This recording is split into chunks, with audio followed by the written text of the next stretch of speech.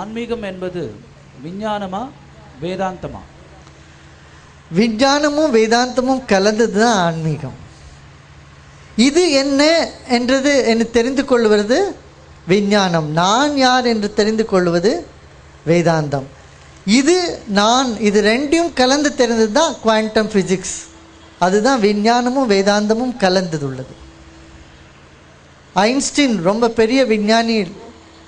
அவர் ஆராய்ச்சி செய்து கொண்டிருக்கும் போது யாரோ அவருக்கு ஒரு புஸ்தகம் கொடுத்தாங்க, கீதை, பகவத்கீதை புஸ்தகம் கொடுத்து, ஒரு யோக வாசிஷ்டா புஸ்தகம்.